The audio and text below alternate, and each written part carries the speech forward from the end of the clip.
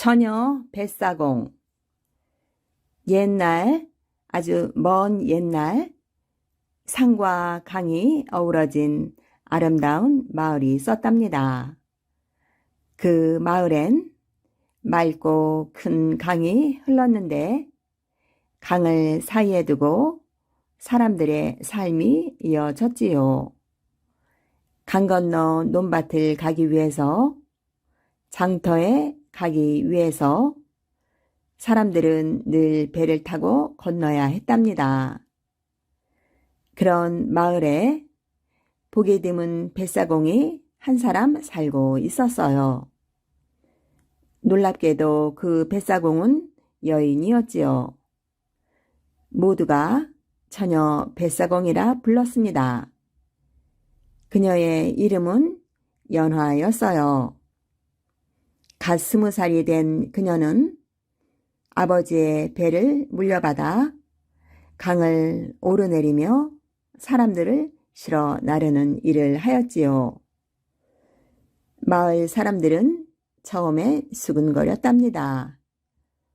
아이고야, 여자아이가 무슨 뱃사공이냐.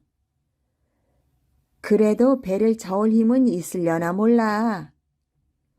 하지만 연화는 작은 몸집에도 불구하고 날렵하고 힘있는 손으로 노를 저었고 어떤 뱃사공보다도 안전하고 정직하게 사람들을 태워다 주었어요. 어느덧 마을 사람들은 그녀를 믿고 따르게 되었지요. 어느 날이었어요. 강 건너 외진 산골에서 한 사내가 연화의 배를 탔습니다. 그는 초라한 차림을 하고 있었지만 눈빛은 깊고 고닫지요. 말없이 타고 말없이 내리려 하자 연화가 조용히 물었답니다. 어디 가시는 길입니까? 그는 웃으며 답했어요. 네, 새 삶을 찾으러 가는 길입니다. 이 강을 건너면 무엇이든 새롭게 시작할 수 있을 것 같아서지요. 그 말에 연화는 왠지 모르게 가슴이 먹먹해졌어요. 그녀도 알고 있었거든요. 강 건너에는 누군가에게 새로운 시작이 기다리고 있다는 것을요. 그 후로도 그 사내는 종종 연화의 배를 탔습니다. 그리고 차츰차츰 서로 이야기를 나누게 되었지요. 그의 이름은 도령현수였고 몰락한 양반가의 자손이었답니다. 집안은 무너졌지만 그는 그를 아끼고 사람의 도리를 잊지 않으려 노력하는 사람이었습니다. 두 사람은 조용히 마음을 나누게 되었고 어느 여름밤에는 별을 바라보며 이렇게 말했답니다. 연화야, 너는 왜 혼자 배를 젓고 있느냐? 아버지께서 일찍 돌아가시고 어머니는 평생에 계세요. 제가 아니면 이 배를 지킬 사람이 없지요. 현수는 말없이 연화의 손을 꼭 잡았어요. 강물보다 따뜻한 온기가 흐르던 그 순간 두 사람은 서로에게 소중한 사람이 되었음을 느꼈지요. 하지만 마을 어귀에선 좋지 않은 말이 돌기 시작했답니다. 아, 글쎄, 도령이라는 작자가 뱃사공 처녀랑 정을 나는데. 그러게 말이야. 양반집 자손이라면서 저런 전한 일을 하는 계집아이와. 참. 연화는 그 말에 속상했지만 현수는 오히려 고개를 들고 말했어요. 그대는 강을 건너는 배를 지키는 사람입니다. 나는 삶을 건너는 마음을 지키고 싶습니다. 우리 함께 강을 지키며 살아갑시다. 그 말에 연하는 눈물을 글썽이며 고개를 끄덕였지요. 그리하여 그들은 혼례를 치렀고 마을 사람들도 마침내 그들의 사랑을 받아들이게 되었답니다. 혼례 뒤에도 연하는 배를 저었고 현수는 배에 올라 사람들에게 시를 읽어주고 어린 아이들에게 글을 가르쳤지요. 배는 그저 사람을 실어 나르는 것이 아니라 꿈을 실어 나르는 공간이 되었답니다. 그러던 어느 해 폭우가 내려 강이 불어났습니다. 물살은 거세고 배는 나아가기 어려웠지만 연하는 강 저편 병든 노모를 찾으러 가겠다는 아이를 태웠습니다. 마을 사람들은 말렸지만 연하는 이렇게 말했습니다. 강은 무섭지만 사람의 마음은 더 무서운 법입니다. 이 아이의 마음을 배신할 수가 없어요. 그날 밤 연하와 그 아이는 무사히 강을 건넜고 다음날 모두가 그 소식을 듣고 눈시울을 붉혔답니다. 그리하여 사람들은 더 이상 그녀를 처녀 뱃사공이라 부르지 않고 강의 연화라고 불렀답니다. 강 위에 핀 연꽃처럼 누구의 삶도 외면하지 않았던 그녀의 이름이었지요. 세월이 흐르고 강가에 다리가 놓이게 되었지만 연하의 배는 여전히 떠 있었답니다. 다리 위를 지나는 사람들 중엔 가끔 그 배를 가리키며 이렇게 말했지요. 저 배는 사람을 태우기 전에 마음을 먼저 싣는 배였대요. 그렇게 연하와 현수의 이야기는 전설처럼 사람들의 입에 오르내렸고 지금도 누군가 외로운 마음을 안고 강을 바라볼 때면 조용히 말없는 배 한 척이 다가와 노를 저어주는 듯한 착각이 든다 합니다. 부부의 연을 맺어준 암행어사 박문수. 옛날 충청도 공주 마곡사에 김진사가 살았는데 유구에 사는 이진사하고 둘도 없는 친구였어요. 두 사람은 다같이 진사 벼슬에 집안도 넉넉해서 근심거리가 없었지요. 아직 두 사람과 자식이 없을 때 둘이 만나면 늘 말하곤 했어요. 우리 둘이 아들을 낳으면 형제를 맺어줍시다. 딸을 낳으면 자매가 될 테고 우리 둘 중에 누가 딸을 낳으면 며느리 삼고 안 그런가? 그럼 그렇지. 마침내 두 사람의 부인들이 해산을 했어요. 김진사는 아들이고 이진사네는 딸이었어요. 김진사는 아들 이름을 금뱅이라고 지었고 이진사는 딸 이름을 은금이라고 지었지요. 두 아이는 귀염둥이로 각각 잘 자랐지요. 그러던 어느 날 금뱅이가 12살쯤 되었을 때 김진사가 덜컥 병이 나서 끝내 일어나지 못하고 말았어요. 금뱅이 어머니는 남편을 잃은 슬픔을 못 이겨 시름시름 앓다가 또한 세상을 하직하고 말았지요. 이렇게 되니 금뱅이는 졸지에 부모 없는 고아가 되어 의지할 데가 없었어요. 죽은 김진사의 절친한 친구 이진사가 금뱅이를 몇 해 키워서 혼인이라도 시켜주어야겠기에 데려갔지요. 금뱅이는 부모를 닮아 외모가 준수하고 어른들에게 공손하여 모두들 칭찬이 자자했어요. 마을에서는 이진사 댁에서 금뱅이를 베네쩍부터 사위로 정해 놓았다는 소문이 파다있고 본인들도 그렇게 알고 지냈지요.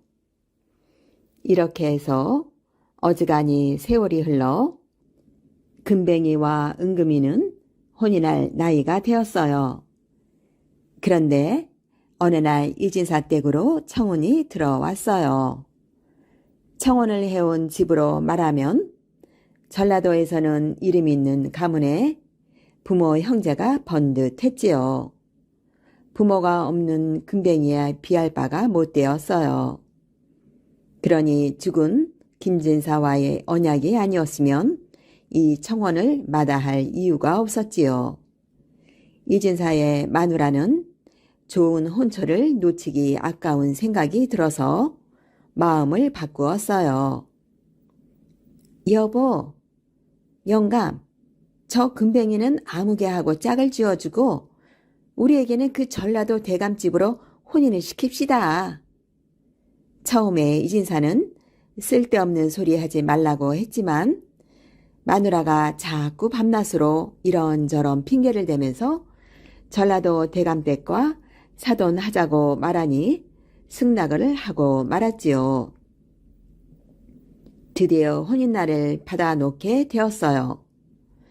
이쯤 되니 금뱅이는 불없는 화로여 해와 달이 없는 낮과 밤을 보내게 되었지요. 금뱅이는 장차 이 집 사윗감으로 대접할 때와는 다른 대접을 받게 되었어요.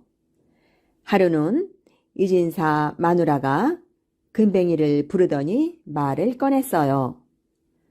너도 그만큼 장성했으니 장가를 들어야겠다.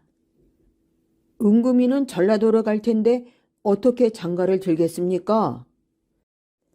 그 건넌 마을 형님 댁에 종 아무개 하고 짝을 지어주려고 하는데 내 생각은 어떠하냐? 이미 은금이의 약속은 틀어진 것이고 그렇다고 남의 집 부리는 종하고 혼인할 수는 없었지요. 저 같은 불쌍한 거 데려다가 이렇게 밥 먹이고 모두 다 해주시다가 이렇게 장가를 들라고 하시니 그 말씀 고맙습니다. 그러나 우리 김씨 가문에는 남의 집 종하고 혼인하는 법이 없어서 조상에게 죄를 짓는 것이니 장가는 못 가겠습니다. 금뱅이의 대답이 떨어지자 이진사 마누라는 눈을 표독스레 치켜뜨고 딱 잘라 명령했어요. 그럼 오늘부터 일을 해라. 그날부터 금뱅이는 이진사 댁 묘수으로 바뀌었어요. 이튿날 금뱅이는 풀을 베러 지게를 지고 산으로 올라갔지요. 그러나 아무 일도 못하고 종이를 숨지기며 울다가 저녁 때 돌아와서 옷가지를 챙기고 조그만 보따리를 만들어 짊어지고는 그 집을 떠났어요. 얼마 안 가서 장에 가는 장꾼들을 만났어요. 사람들을 따라서 십리길을 좋게 갔는데 어떤 주막이 보였지요. 장꾼들이 그 주막에 짐을 풀고 쉬기에 금뱅이도 따라서 보따리를 내려놓고 다리를 쉬었어요. 일행 중에 좀 낯이 설고 잘 어울리지 않는 금뱅이를 보고 주막집 할머니가 물었어요. 너 어디 사느냐? 공주 유구에 삽니다. 그래, 어떻게 나왔느냐? 그저 정처 없이 떠났습니다. 무엇을 하려고? 무엇을 할지는 잘 모르겠습니다. 무슨 사연이 있는가 보구나. 암만 다녀봐야 다 마찬가지다. 갈 데 없으면 여기서 심부름이나 해주고 밥 얻어먹고 있으면 어떻겠느냐. 올 데 갈 데 없이 무작정 나와 날은 이미 어두워졌는데 달리 생각해 볼 겨를이 없었지요. 네, 그렇게 하겠습니다. 그때부터 금뱅이는 쓰레질하고 심부름하고 할 수 있는 일은 모두 다 열심히 했어요. 금뱅이의 태도가 마음에 든 할머니는 매사를 모두 금뱅이에게 시키다시피 할 만큼 되었지요. 이진사 집에서는 그날 밤 늦어서야 금뱅이가 집을 나갔다는 사실을 알게 되었어요. 은금이는 부모님이 시키는 대로 멀리 전라도로 시집을 가게 되었지만 어려서부터 친구로 지냈고 남편 될 사람으로 알고 있었던 금뱅이가 너무나 걱정이 되었지요. 어머니에게 자초지종을 캐물었어요.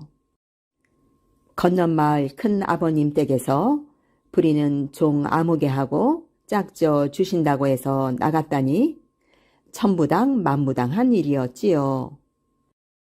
생각하면 은금이가 전라도로 시집을 가기로 정한 것부터가 잘못되었고 게다가 큰 아버님 댁 하녀라니 금뱅이는 완전히 배신당한 것이었어요. 금뱅이가 얼마나 상심했을까를 생각하니 가슴이 미어지는 것 같았지요. 은금이는 그대로 가만히 있을 수가 없었어요. 금뱅이가 어디로 갔나 밤낮 없이 이 생각만 하다가 드디어 좋은 수가 떠올랐어요. 먼저 금뱅이가 있는 곳을 알아보고 다음에는 그곳으로 찾아가 보는 것이었지요. 예, 너는 남의 남정네와도 말도 잘하니 금뱅이가 어디로 갔는지 한번 알아보거라. 은금이는 하녀에게 노자를 두둑하게 주면서 말했어요. 영리한 하녀는 집에서 웬만큼 떨어진 주막을 모조리 기웃거리며 금뱅이란 총각을 찾았지요.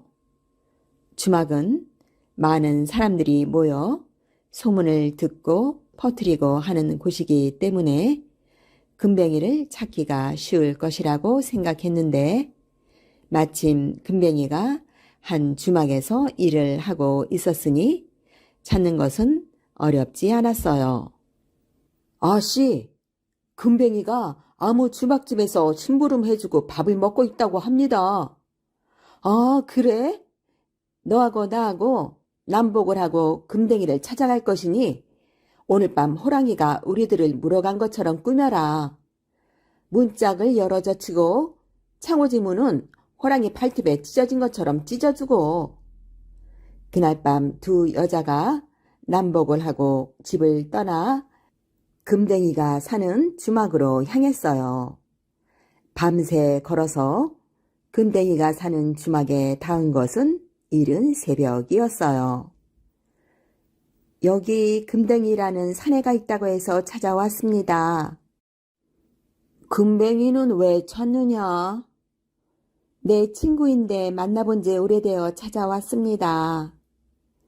지금 금뱅이는 식전 심부름을 갔으니 저 금뱅이 방에 들어가서 기다려라. 금뱅이 방에 들어가 보니 과연 평소에 금뱅이답게 참 정리를 잘해서 좁은 방이지만 환하고 깨끗했어요. 금뱅이가 오기를 기다리고 있으니 밖에서 소리가 들렸어요. 얘야, 내 친구가 지나가다가 널 찾아왔단다. 내 방에 들어가 있으라고 했다. 아침밥 퍼서 솥에 넣어 놓았으니 밥 차려 가지고 들어가서 같이 먹어라. 네? 제가 여기 있다는 것을 아는 친구가 없는데 누구지? 밥상을 들고 방에 들어가 보니 생각지도 못했던 이진사의 딸 은금이었어요. 처음에는 서로 멍하니 쳐다보고만 있었어요. 그리고 옆에 하녀가 보고 있는 것도 잊어버리고 둘이 얼싸안고 다시 만난 감회를 풀었지요. 이런 상황에서 다부진 것은 남자가 아니고 여자라고 하는 말이 있습니다. 은금이는 무엇을 생각했는지 하녀에게 부탁했어요. 여기 냉수 한 그릇을 떠다 다오. 그리고 상위의 그릇들을 주섬주섬 내려서 방 한구석에 밀어 놓고는 빈 상을 방 한가운데 반듯하게 놓았지요. 잠시 숨을 고르는 듯 기다렸다가 냉수 한 그릇을 떠오자 냉수 사발을 받아 상 위에 놓고 금뱅이에게 사뭇 엄숙하게 말했어요. 당신 상투는 내가 올려줄 테니 당신은 내 쪽을 만들어주세요. 이런 일이 있을 줄은 꿈에도 몰랐지만 일은 이렇게 역전하여 금뱅이는 사랑하는 은금이를 아내로 맞이하게 되었답니다. 주막집 할머니는 나중에 이 사연을 알았지만 금뱅이와 은금이가 예의 바르고 착실하여 아예 아들과 며느리로 알고 한 식구처럼 살도록 허락하였어요. 그런데 문제가 있었지요. 주막집 할머니에게 건달 아들이 하나 있는데 생김새가 아리따운 은금이를 은근히 탐내고 있었던 것이지요. 금뱅이란 놈만 없으면 은금이는 내 색시다. 이렇게 생각하고 금뱅이를 어떻게 해서든 쫓아낼 궁리를 하고 있었지요. 하지만 금뱅이가 워낙 자기 어머니에게 믿음을 얻어놔서 섣불리 하다가는 오히려 자기가 쫓겨날 판이었어요. 그렇지 않아도 한번 집에서 쫓겨났던 터여서 더욱 조심해야 했지요. 주막집 아들이 금뱅이를 쫓아내고 은금이를 차지하기 위해 생각해낸 것은 바로 금뱅이를 도둑으로 몰아 관가에 고발하는 것이었어요. 그러면 어디서 무엇을 훔쳤다고 해야 할지 곰곰이 생각을 하다가 옳지, 좋은 수가 있다. 금뱅이가 불만을 품고 몰래 집을 나와서 전라도 대감댁으로 시집을 갈 은금이를 떼어내었다고 하면 은금이 부모가 이놈을 떼어놓으려고 할 것이니 좋은 방도를 제안하면 응하겠지. 주막집 건달 아들은 회심의 미소를 지으며 신이 나서 공주 유구에 있는 은금이네 집을 찾아갔어요. 그리고는 금뱅이가 돈을 훔치고 몰래 집을 나와 지금 충청도 자기 집에서 은금이랑 부부가 되어 살고 있다고 고해 바쳤지요. 은금이 어머니는 그렇지 않아도 호랑이가 은금이하고 하녀를 물어간 것으로 알고 넋을 잃고 있던 터에 살아있다고 하니 그 반가움은 이루 말할 수가 없었지만 한편 금뱅이 녀석과 짝이 되었다는데 화가 치밀었어요. 필시 금뱅이 녀석이 은금이를 깨어낸 것이 틀림없다고 생각했지요. 그래, 우리 은금이가 자네 집에서 무엇을 하며 살고 있어? 우리 집은 주막인데 작년 여름 금뱅이가 와서 돈은 좀 있으나 갈 곳이 없으니 심부름이나 하고 살게 해달라고 해서 우리 어머니가 그렇게 하라고 했는데 얼마 전에 따님을 데려와 같이 삽디다. 오래지 않아 금뱅이가 여기서 몰래 집을 나갈 때 가지고 간 돈으로 집도 사고 땅도 사고 할 모양입니다. 아니, 돈을 가지고 나가다니? 그게 무슨 말이오? 그 애는 밖에 나가면 돈 한 푼 없는 거지인데. 그거야 모르지요.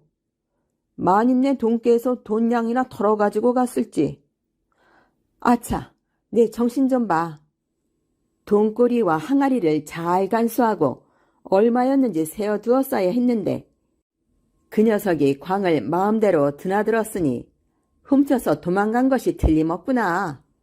은금이 어머니는 금뱅이 녀석이 괘씸하던 차에 주막집 건달이 와서 부추기니까 앞뒤 생각 없이 자기 집에서 돈을 가져가는 것으로 믿어버렸어요.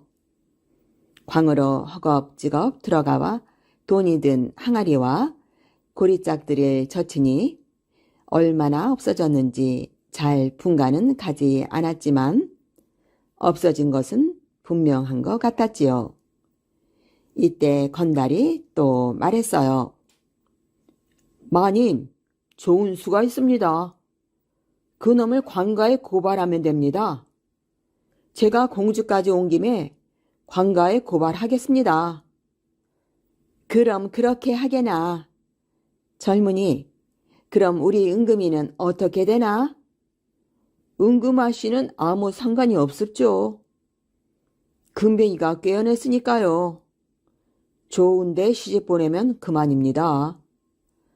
한편 이 주막집 건달은 공주 관가로 가서 관속들을 불러내 모두 술을 먹이고 이런저런 방법으로 환심을 산 다음 우리 집에 있는 금뱅이가 양부모와 싸우고 집을 나올 때 돈을 훔쳤답니다. 그 양어머니가 돈을 훔쳐갔다고 분명히 말했으니 그놈이 아니라고 하면 홍구멍을 내서 제 입으로 훔쳤다는 말이 나오도록 해야 합니다. 하고 말했지요. 예나 지금이나 건달들이 잘하는 노릇은 멀쩡한 사람을 고생시키는 일이었지요.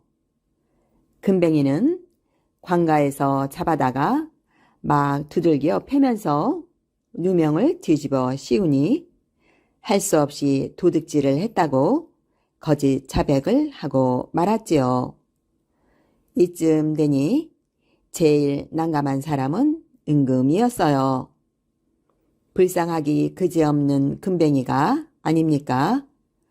어려서 부모를 잃고 집에서 내쫓기고 그동안에 정들어서 부부가 되었는데 누명을 쓰고 붙들려가 죽게 되었다니 사실을 사실대로 밝혀서 금뱅이를 살려내야 하는데 어떻게 할 재간이 없었어요. 아무 대책도 없이 울고만 있을 수도 없고 그렇다고 좋은 묘책이 있는 것도 아니어서 남편이 붙들려간 공주 관가로 무작정 길을 떠나기로 했어요. 예, 갓나나. 아무래도 서방님이 걱정이 되어 못 견디겠다. 공주로 갈 테니 너도 같이 가자. 지금도 그렇지만 공주 시는 그 앞에 큰 강이 흐르고 있었어요.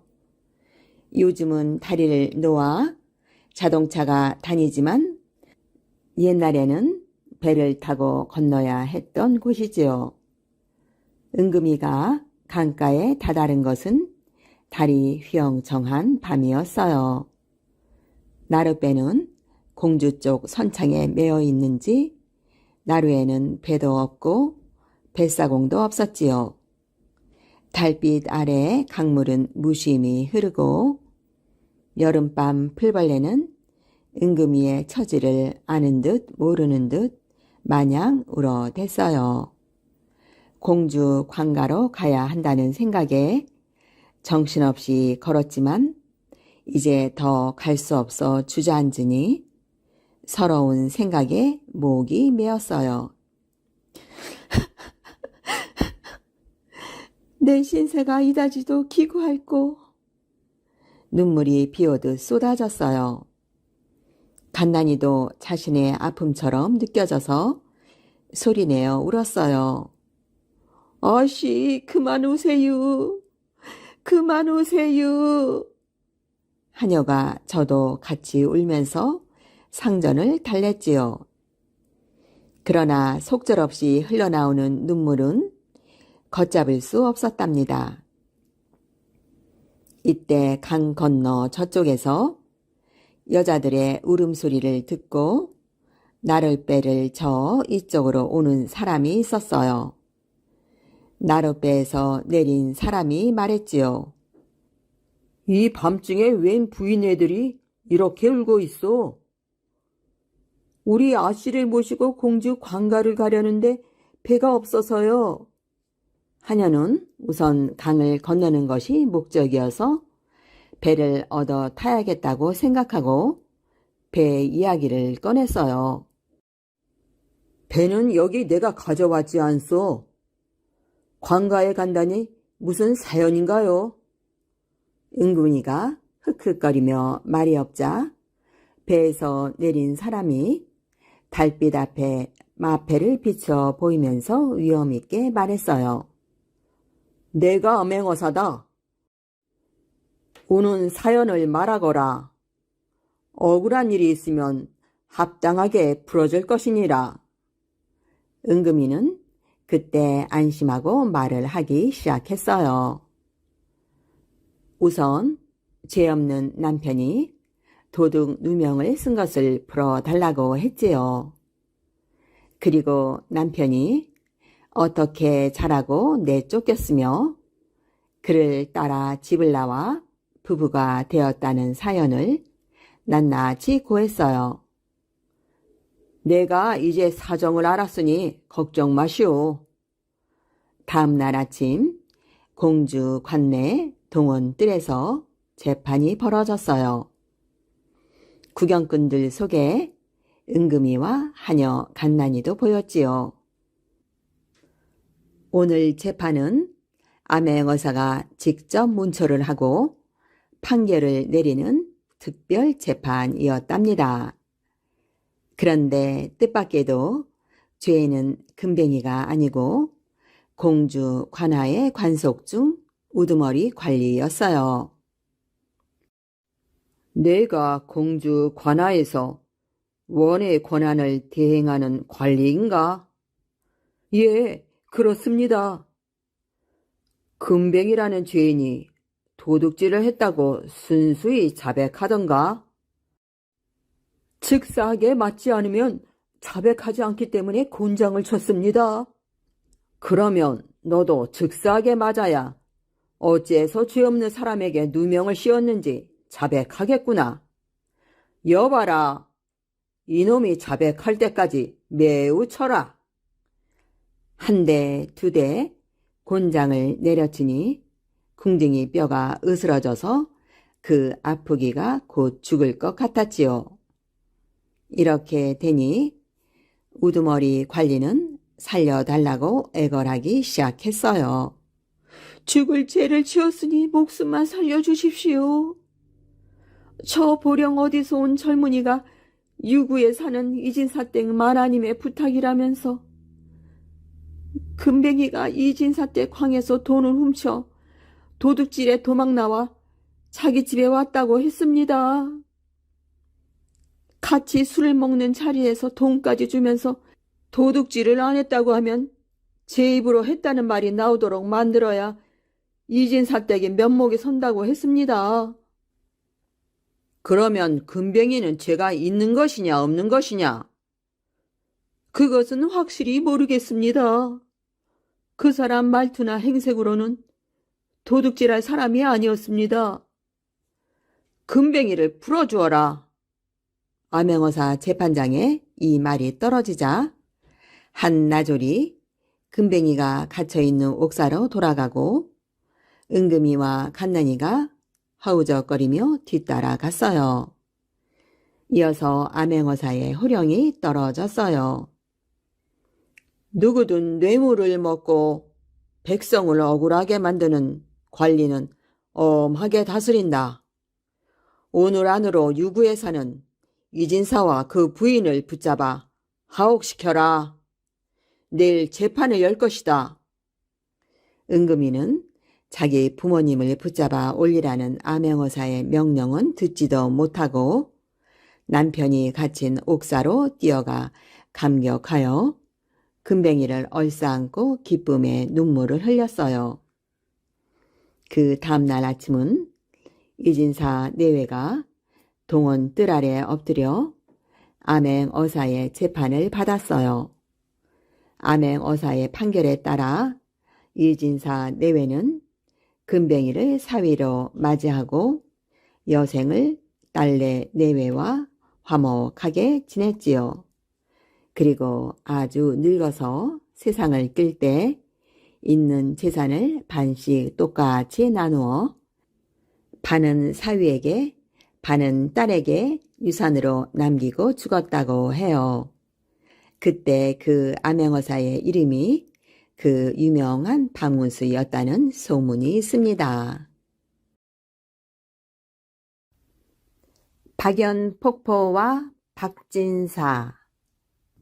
옛날, 아주 먼 옛날, 천마산 아래 어느 마을에 박진사가 병든 어머니를 모시고 살았습니다.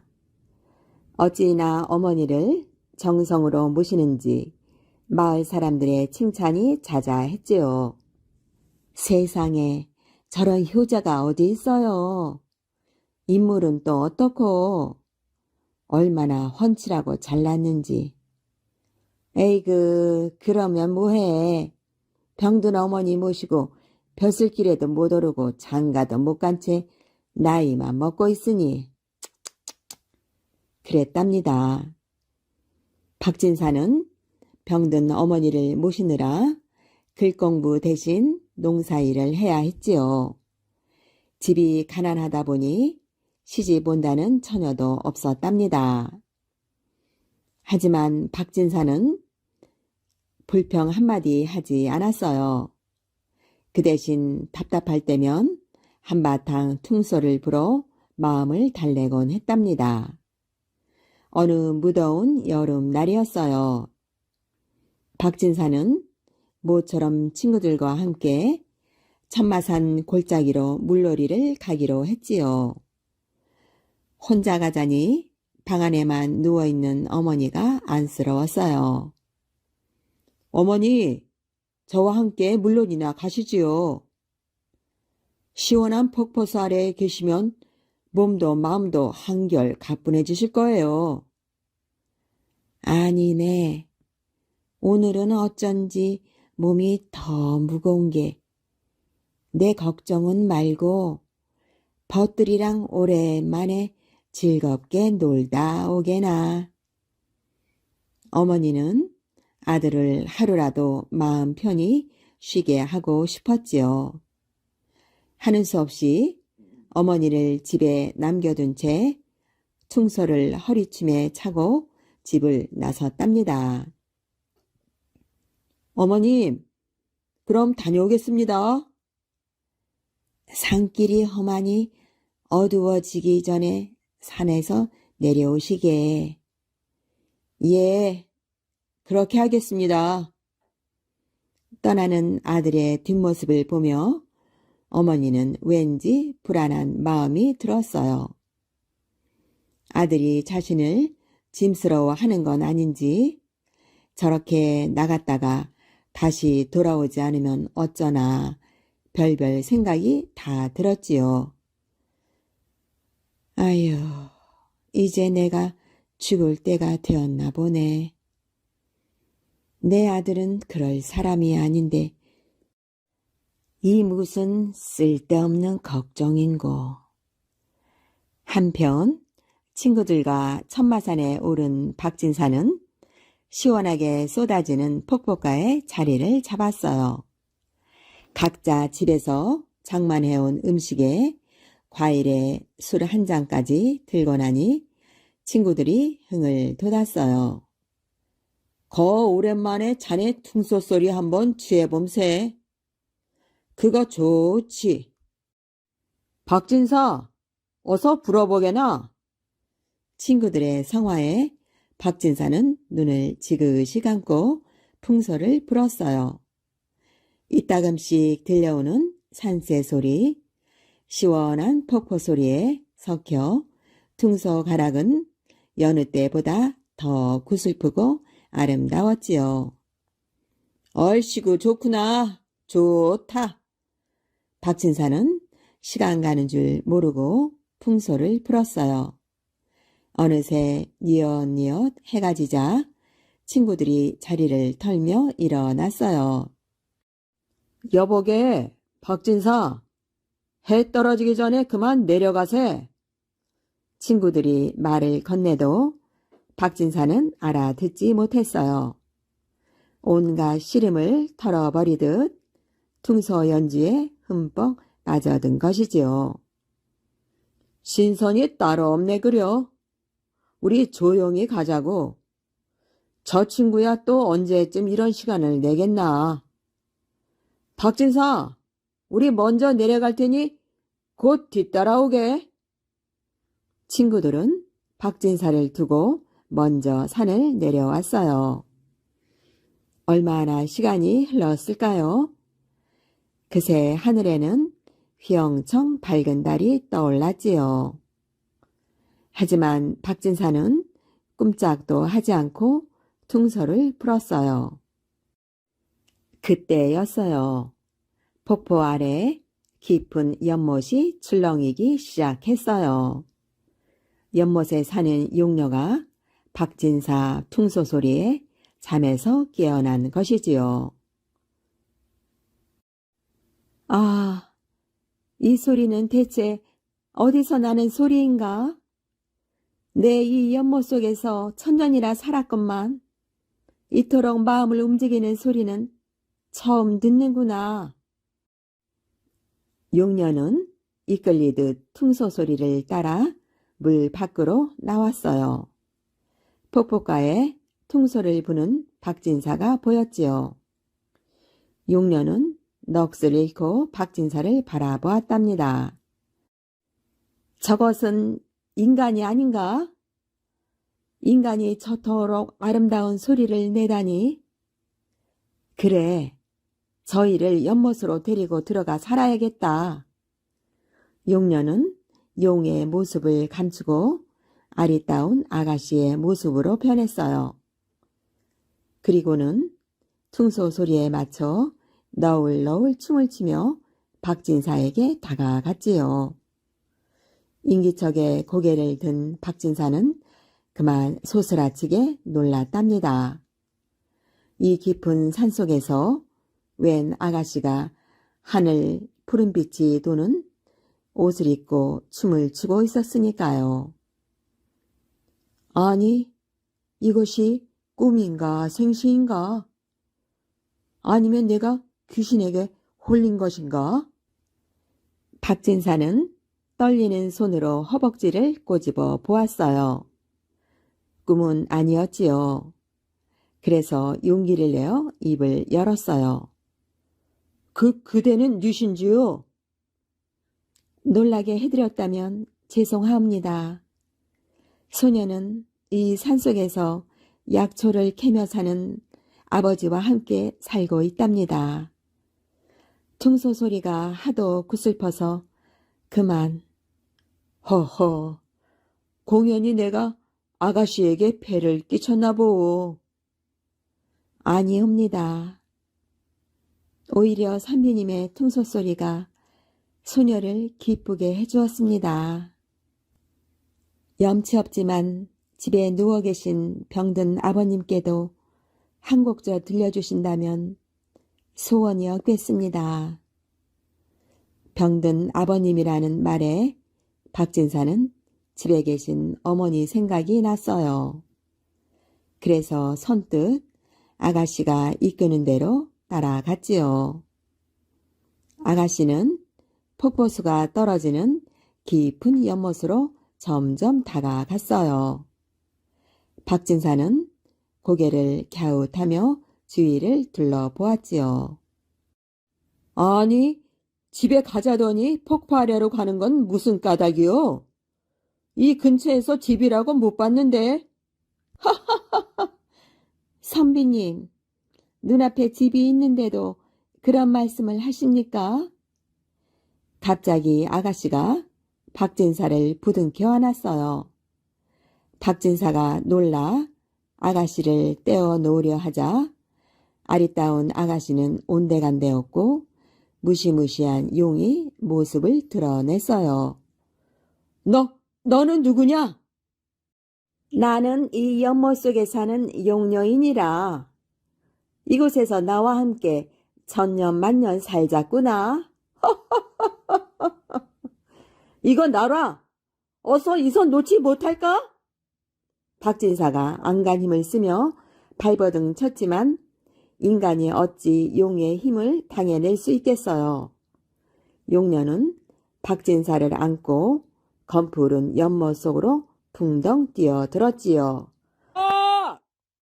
천마산 깊은 골짜기에 박진사의 마지막 외침이 메아리가 되어 울려 퍼졌답니다. 밤 늦도록 아들이 돌아오지 않자 어머니는 뜬 눈으로 밤을 지새웠어요. 아니, 이 사람이 어떻게 된 건가? 어머니는 너무 걱정이 되어 병든 몸을 이끌고 산에 올랐어요. 몇 날 며칠 산속을 헤맸지만 아들의 모습은 어디에도 없었지요. 혹시 몸도 마음도 지친 어머니는 폭포가에 앉아 흐느껴 울었어요. 아들아, 내가 날 버리고 간 모양이구나. 그동안 내가 이 못난 애네에게 해준 것도 고마운데 내 어찌 널 원망하겠느냐. 어느 하늘 아래서든 행복하게 잘 살길 바란다. 어머니는 하루를 꼬박 흐느끼다가 폭포수가 떨어지는 연못에 몸을 던지고 말았어요. 그때부터 사람들은 천마산 골짜기에 박진사와 그의 어머니가 빠진 폭포를 박연폭포라고 불렀답니다. 폭포에서 퉁소가락이 들리는 것은 아직도 연못 속에 갇혀있는 박진사가 어머니의 죽음을 애달파하며 퉁소를 불고 있기 때문이라고 합니다. 주먹이. 옛날 옛적 어느 산골에 다 늙도록 아이가 없는 부부가 살았어요. 부부는 너무나 아이가 갖고 싶어서 날마다 부처님께 빌었어요. 부처님, 제발 아이 하나만 내려주세요. 부처님이 이 기도를 들었나 보지요. 부부는 얼마 뒤에 아기를 낳았어요. 아기는 꼭 주먹만 해서 주먹이라고 불렀지요. 주먹이는 나이를 먹어도 자라지 않고 태어났을 때처럼 늘 주먹만 했어요. 어느 날 아버지가 강으로 낚시를 하러 갔어요. 주먹이를 주머니에 넣고서 말이지요. 아버지가 낚시하고 있을 때 주먹이는 몰래 주머니에서 빠져나왔어요. 주머니 속이 덥고 아주 갑갑했거든요. 주먹이는 풀밭에서 신나게 뛰어다녔어요. 그러다가 그만 길을 잃고 말았지 뭐예요. 아버지, 아버지. 주먹이는 겁이 나서 아버지를 불렀어요. 하지만 목소리가 작아서 아버지는 듣지 못했어요. 그때 마침 황소가 풀을 뜯고 있었어요.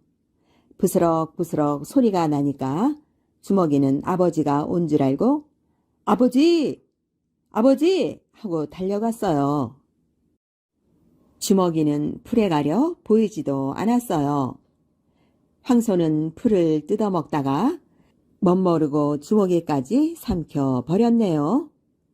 주먹이는 황소 뱃속으로 굴러 떨어졌어요. 황소 뱃속은 깜깜해서 아무것도 보이지 않았어요. 아버지! 아버지! 주먹이는 무서워서 펄쩍펄쩍 뛰었지요. 그러다 지쳐서 저도 모르게 잠들어 버렸지 뭐예요. 주먹이는 쿨쿨 자다가 갑자기 밖으로 미끄러져 나왔어요. 황소가 부지직 똥을 싼 거예요. 주먹이는 쇠똥 위에 철퍼덕 떨어졌지요. 주먹이는 쇠똥을 헤치고 나왔어요. 그리고 다시 터벅터벅 걸었는데 그때 갑자기 솔개 한 마리가 날아오더니 주먹이를 휙 채가지 뭐예요? 주먹이는 깜짝 놀라 아버지! 아버지! 하고 소리쳤어요. 솔개가 주먹이를 둥지로 가져가는데 내가 가로채려고 달려들었어요. 솔개는 매와 옥신각신 싸우다가 그만 주먹이를 놓치고 말았지요. 주먹이는 강물에 풍덩 빠져버리고 말았어요. 물속에서 허우적허우적 거리고 있는데 나뭇잎 하나가 둥둥 떠내려 오는 거예요. 주먹이는 얼른 나뭇잎에 올라탔어요. 그때 물속에서 커다란 물고기가 주먹이를 봤어요. 물고기는 큰 입을 벌려 주먹이를 꿀꺽 삼켜버리고 말았지요. 주먹이는 깜깜한 물고기 뱃속에서 아버지! 아버지! 하고 소리쳤어요. 그런데 갑자기 물고기가 붕 떠올랐다가 땅바닥으로 쿵 떨어져서 퍼덕거리는 거예요. 야, 엄청나게 큰 놈인걸. 주먹이가 들어보니 아버지 목소리였어요. 주먹이는 아버지! 아버지! 하고 소리쳤어요. 아버지가 이상해서 칼로 물고기 배를 갈랐더니 그 속에서 주먹이가 톡 튀어나오지 뭐예요? 어이쿠, 우리 아들이 물고기 뱃속에서 나오네. 주먹이는 그동안 겪은 일을 모두 다 얘기했어요. 아이고, 큰일 날 뻔했구나. 얼른 집으로 가자. 아버지는 주먹이를 주머니에 넣고 집으로 돌아왔어요. 그 뒤 주먹이는 아버지하고 어머니하고 행복하게 잘 살았대요.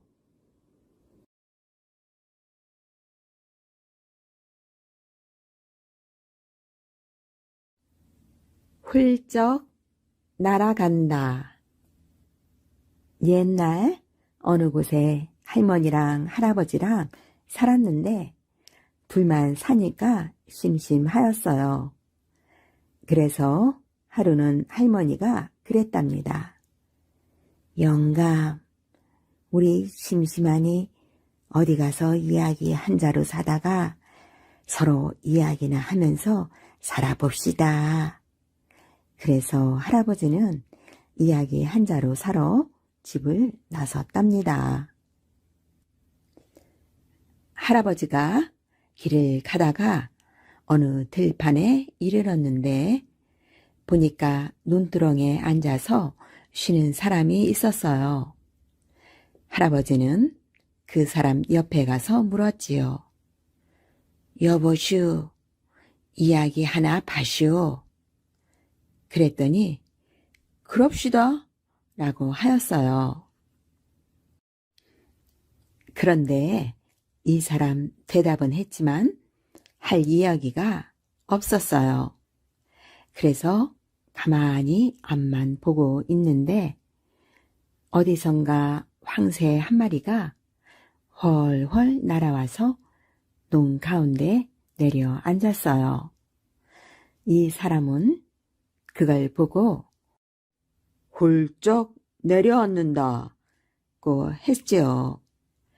그러니까 할아버지는 그게 이야기인 줄 알고 안 잊어버리려고 훌쩍 내려앉는다 하고 따라 했어요. 그러고 있는데 이번에는 황새가 먹이를 찾아 기웃기웃했어요. 이 사람이 그걸 보고 기웃기웃하네 라고 했지요. 그러니까 할아버지도 얼른 기웃기웃하네 라고 따라 했어요. 그러다가 황새가 뭘 집어먹으니까 이 사람이 그걸 보고 집어먹는다 고 했지요. 할아버지도 얼른 집어먹는다 고 따라 했어요. 황새가 뭔가 들여다보고 있으니까 이 사람이 들여다본다. 그래, 그러니까 할아버지도 얼른 따라서 들여다본다고 했지요. 그러다가 황새가 훌쩍 날아가니까 이 사람이 훌쩍 날아간다. 그랬어요. 그러니까 할아버지도 얼른 훌쩍 날아간다고 했지요. 그러고 할아버지는 이야기 한번 잘 들었다면서 이야기 값으로 돈 2냥을 주고 집으로 돌아왔답니다. 저녁 밥을 먹고 나서 할머니는 할아버지더러 사온 이야기 좀 하라고 했지요. 그래서 할아버지가 이야기를 시작하는데 때마침 도둑놈 하나가 담을 훌쩍 넘어 들어왔어요. 그때 할아버지가 훌쩍 내려앉는다고 했지요. 도둑은 자기 보고 하는 소리인 줄 알고 깜짝 놀랐어요. 그래서 정말 자기 보고 하는 소리인가 하고 기웃기웃 하는데 할아버지가 또 말했답니다. 기웃기웃하네. 도둑은 정말 자기 보고 하는 소리인가 하고 문구멍으로 방 안을 들여다보려고 했지요. 그랬더니 할아버지가 또 이러셨어요. 들여다본다. 도둑은 가슴이 철렁해서 숨을 곳이 없나 하고 부엌으로 들어갔어요. 가보니까 솥 안에 누룽지 긁어 놓은 게 있었어요. 그래서 그걸 집어서 입에 넣고 우물우물 먹고 있는데 방 안에서 또 소리가 나는 거예요. 집어먹는다. 도둑놈은 이 소리를 듣고 방 안에서 자기가 하는 것을 하나하나 다 보고 있구나 생각했어요. 그래서 뒤도 안 돌아보고 담을 훌쩍 넘어갔지요. 그러니까 할아버지가 또 말했어요. 훌쩍 날아간다. 그러자 도둑은 이거야말로 이 집 영감이 다 보고 하는 소리다 생각하고는 걸음아 나 살려라 하고 달아났어요. 이튿날 도둑이 생각하니 아무래도 이상했어요. 그래서 정말 자기가 도둑질 하러 들어간 걸 늙은이들이 알았나 하고 고깃짐을 지고 그 집으로 고기 팔러 갔어요. 마침 점심때라 할머니가 부엌에서 밥을 짓고 있었어요. 할머니가 물고기를 한 마리 들고 방 안에 대고 물었지요. 영감, 이 놈을 잡을까요? 말까요? 도둑놈은 이 말을 듣고 자기를 잡을까 말까 묻는 거라고 생각을 했지요. 그래서 고기고 뭐고 다 내팽개치고 허둥지둥 도망쳐 버렸답니다. 그래서 할머니랑 할아버지는 2냥 주고 이야기를 사와서 10냥도 넘는 고기를 배불리 먹게 되었답니다. 그러니 2냥 주고 이야기 사오기를 참 잘했지요. 그 뒤로도 할머니랑 할아버지는 이야기를 해가며 재미나게 잘 살았답니다. 바보 온달과 평강공주. 고구려 제25대 평원왕 때 일입니다. 성문 밖 산 밑에 다 쓰러져가는 오두막집이 한 채 있었습니다. 이 집에는 온달이라는 소년이 눈먼 어머니와 함께 가난하게 살고 있었습니다. 어머니, 시장하시지요? 조금만 기다리세요. 제가 밥을 얻어올게요. 아니다. 나는 괜찮다. 하지만 내가 배가 많이 고프겠구나. 어머니, 저는 괜찮아요. 온달은 성 안으로 밥을 얻으러 나갈 채비를 했습니다. 어머니, 다녀올게요. 그래, 조심하거라. 네. 성 안으로 밥을 얻으러 가는 온달의 뱃속에서 쪼르륵 소리가 났습니다. 우선 물이라도 한 바가지 마셔야겠구나. 온달은 물 한 바가지를 떠 마셨습니다.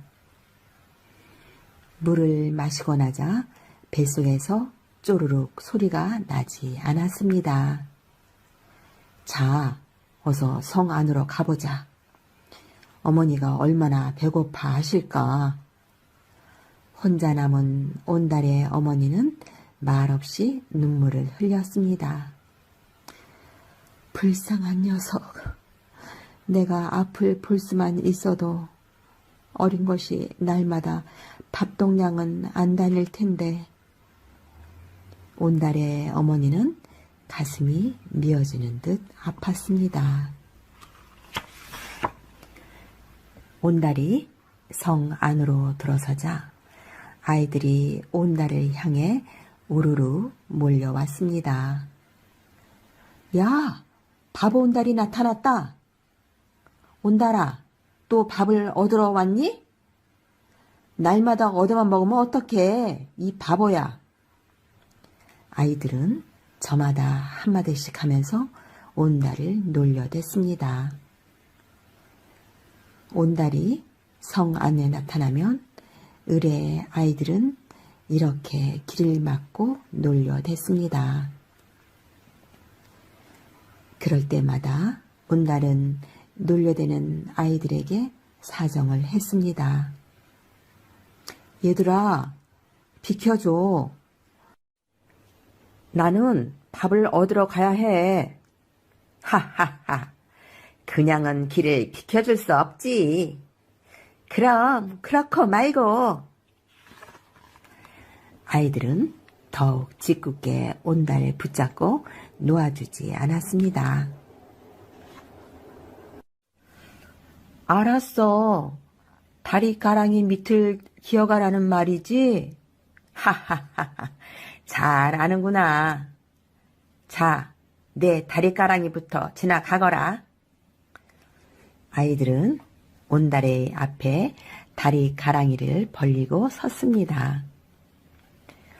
온달은 얼른 엎드려 아이들의 다리가랑이 밑을 지나갔습니다.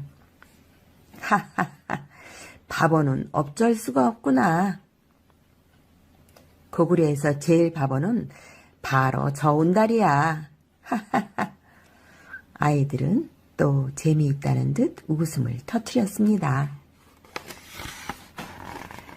그래도 온달은 화를 내지 않았습니다. 빙긋이 웃음을 띨 뿐이었습니다.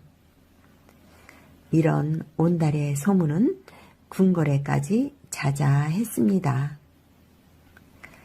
그러나 온달은 남들이 자기를 어떻게 생각하든 상관하지 않는 듯 그저 밥을 얻으러 다녔습니다. 아주머니, 밥 좀 주세요. 그래, 그런데 반찬은 무얼 해먹니? 아주머니들은 온달을 가엾게 생각했습니다. 어린 것이 얼마나 배가 고프겠어요. 그러게 말이에요. 그래도 꼭 어머니에게 먼저 밥을 가져가요. 울보로 소문난 평강공주도 다 아는 바보 온달이라지만 참 효자예요. 그러면요, 효자고 말고요. 바가지에 밥을 수북이 얻은 온달은 부지런히 집으로 향했습니다. 어머니가 얼마나 기다리실까? 어서 가자. 집으로 돌아온 온달은 솥에 불을 떼서 밥을 데우기 시작했습니다. 밥이 데워지자 온달은 밥상을 차려 방으로 가져갔습니다. 어머니, 오래 기다리셨지요? 얼마나 배가 고프세요? 배가 고프기는 너도 밥을 못 먹었을 텐데. 어서 드세요, 어머니. 그래, 너도 어서 먹어라. 어머니 먼저 드세요. 온달은 밥을 떠서 어머니 입에 넣어드렸습니다.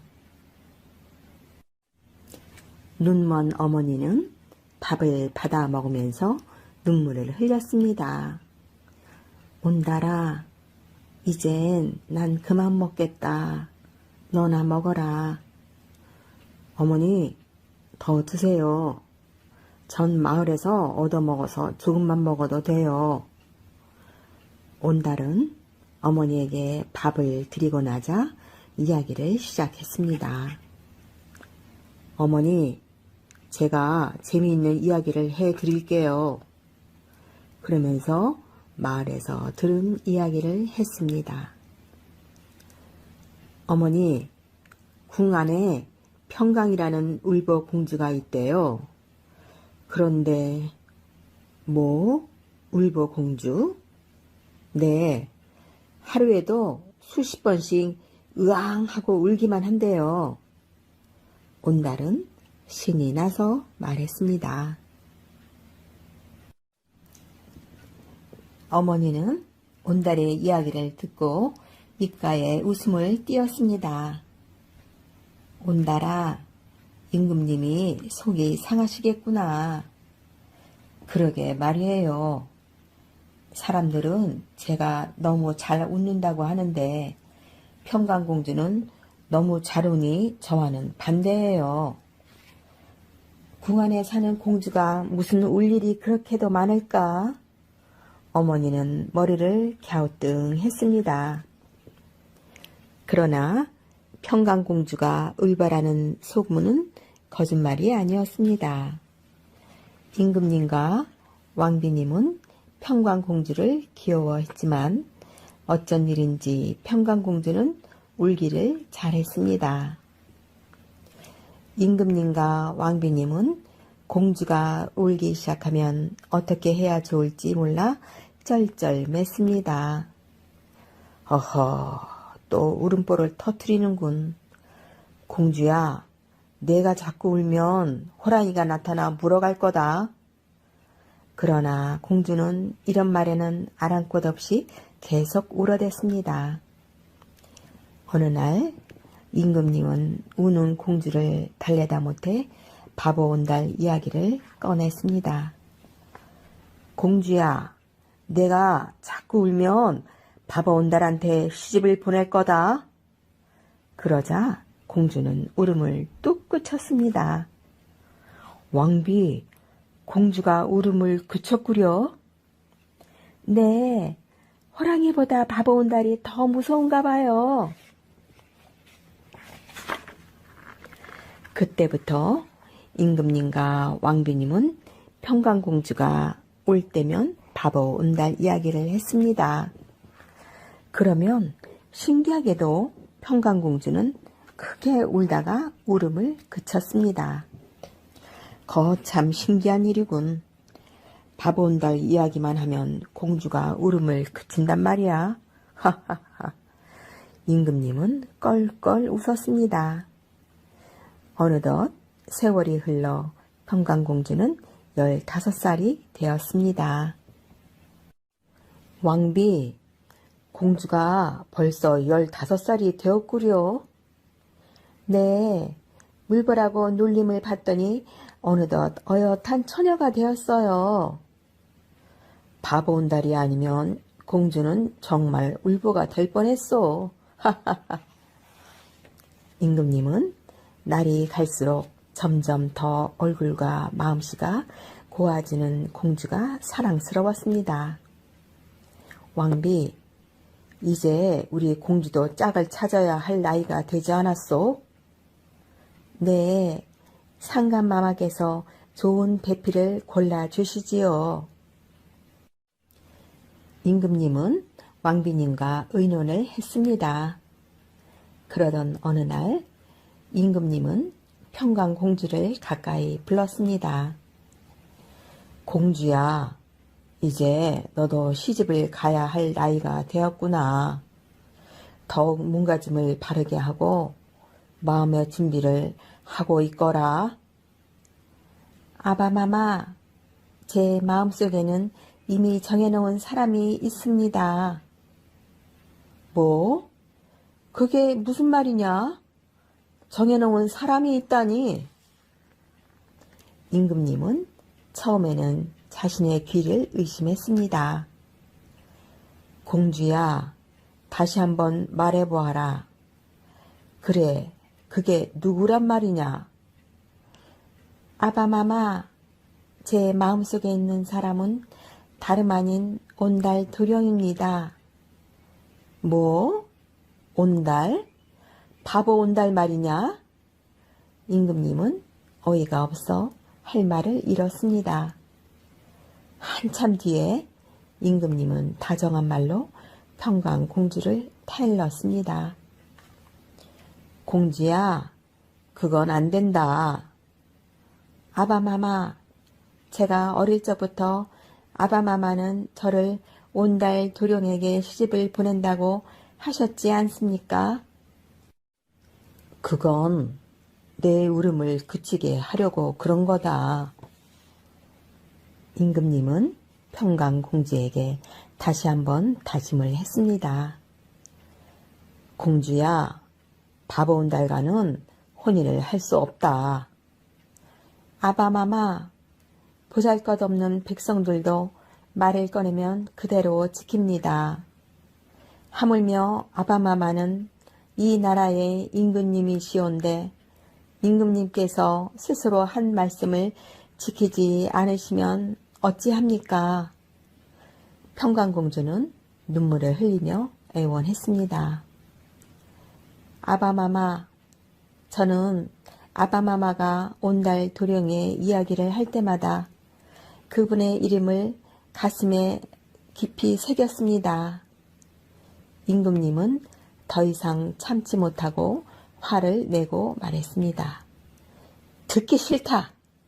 나는 바보를 사회로 삼을 수는 없어. 그러자 공주는 왕비님에게 애원을 했습니다. 어마마마, 저를 도와주세요.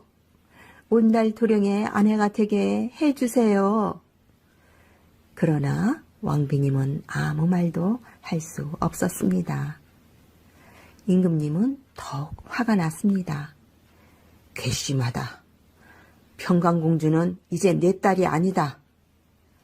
바보 온달에게 시집을 가고 싶으면 궁궐에서 떠나거라. 결국 평강공주는 임금님의 노여움을 사 궁궐에서 쫓겨나게 되었습니다. 어마마마, 안녕히 계십시오. 공주야, 부디 온달 도령을 만나 행복하게 잘 살거라. 왕비님과 공주는 눈물로 작별을 했습니다. 평강공주는 성 밖의 온달의 집을 찾아 걸음을 옮겼습니다. 성문 근처의 마을에서 재미있게 놀고 있는 아이들에게 다가간 평강공주는 온달의 집이 어디인지 물었습니다. 얘들아, 온달 도련님의 집이 어디니? 온달 도련님? 온달 도련님이 누구지? 글쎄. 그때 한 아이가 나서며 말했습니다. 아, 바보 온달 말이에요? 바보 온달네 집은 저기 성 밖에 산 밑에 있어요. 그러면서 아이들은 한바탕 웃음을 터뜨렸습니다. 하하하, 바보 온달을 도련님이라고 하네. 평강공주는 성 밖으로 나가 온달의 집을 찾아갔습니다. 온달 도련님 계세요? 평강공주는 조심스럽게 온달을 불렀습니다. 누구신가요? 온달이 방문을 열고 나오자 거기에는 웬 아리따운 처녀가 서 있었습니다. 저는 온달님의 아내가 데리고 찾아온 평강공주입니다. 평강공주가 온달에게 말했습니다. 뭐? 평강공주라고? 아니야, 그럴 리가 없어. 온달은 자기 앞에 서 있는 처녀가 백년 묵은 여우라고 생각을 했습니다. 이 백년 묵은 여우야, 썩 없어져라. 그러자 평강공주는 울며 말했습니다.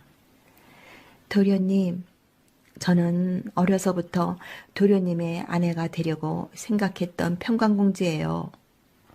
평강공주가 눈물을 흘리며 그동안의 일을 이야기를 하자 온달은 믿지 않을 수가 없었습니다. 이게 꿈인가 생시인가?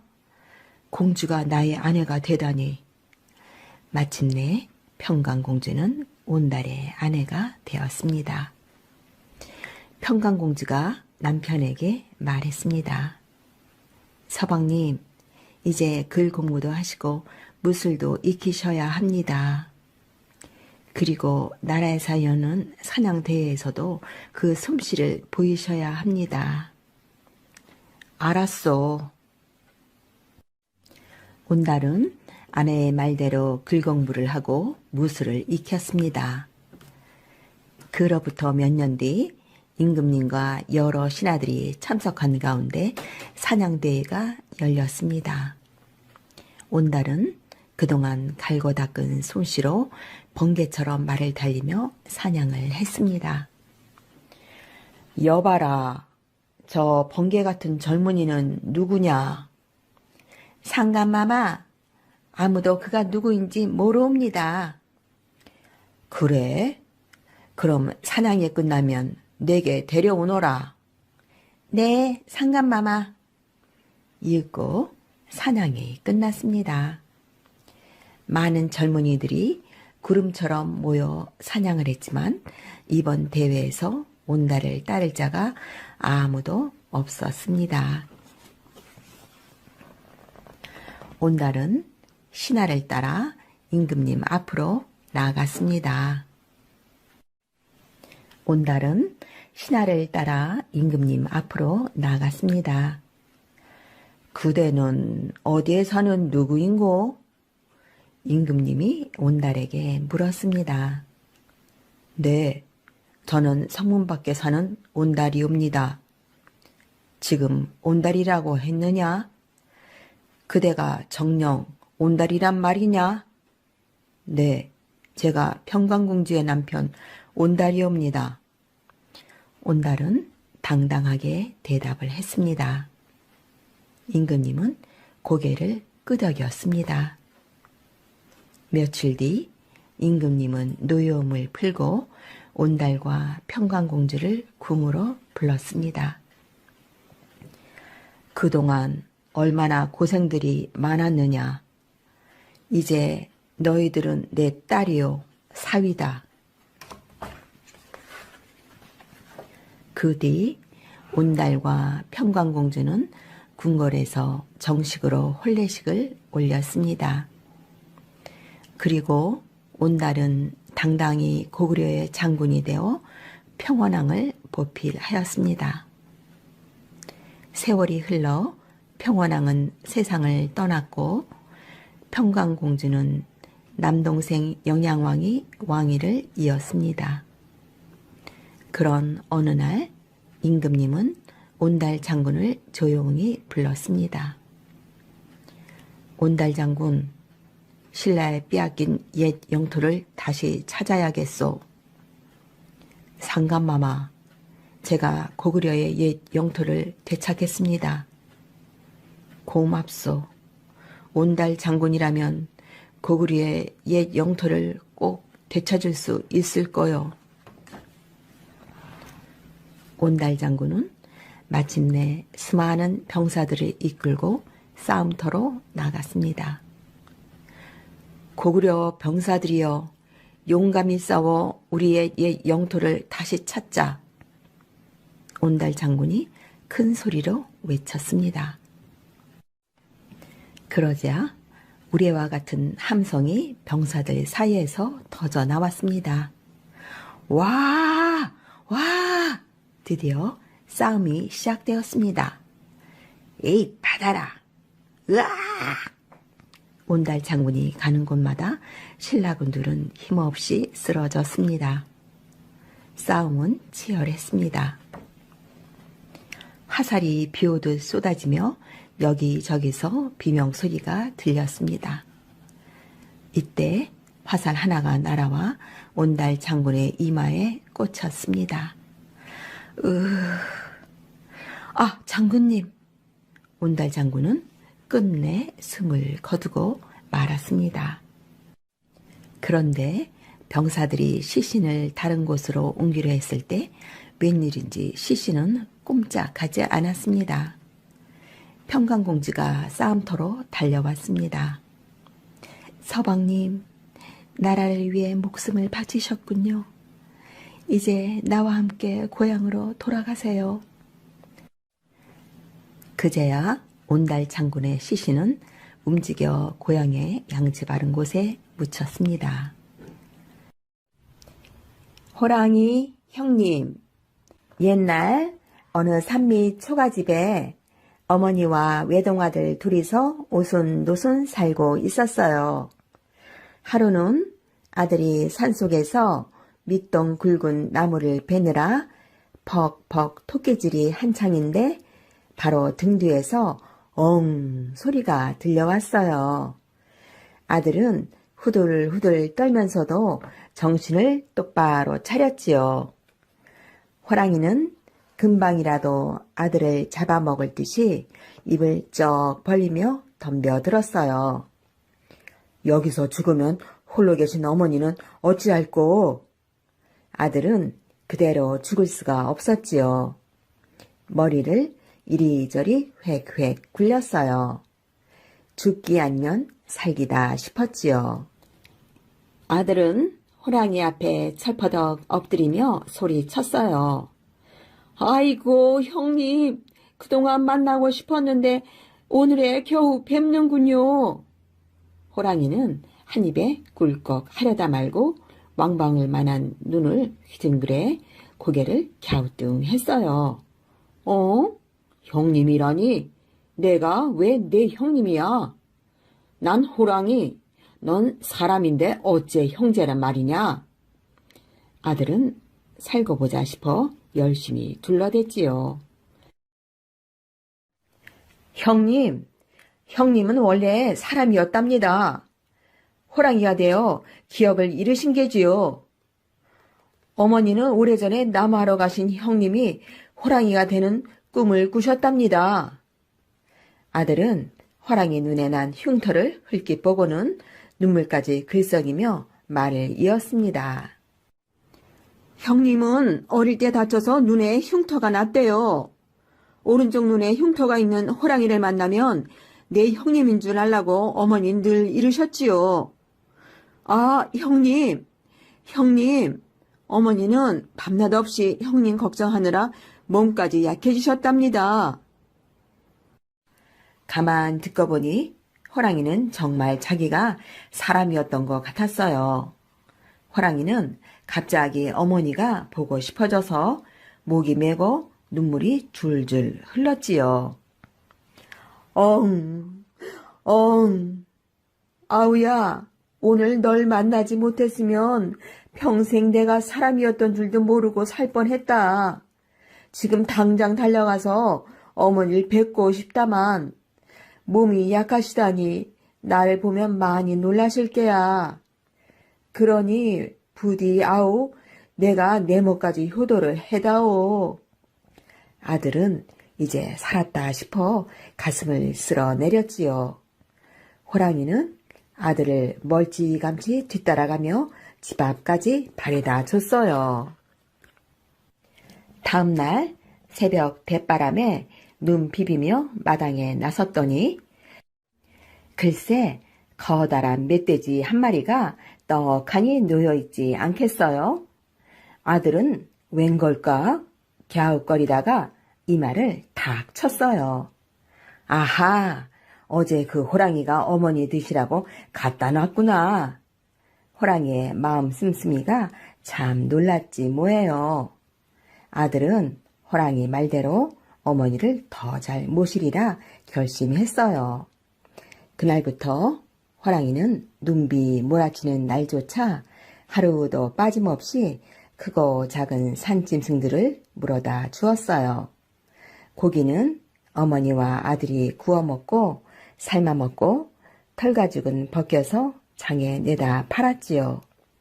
윤기가 자르르 도는 털가죽은 비싸게 팔려 나갔어요.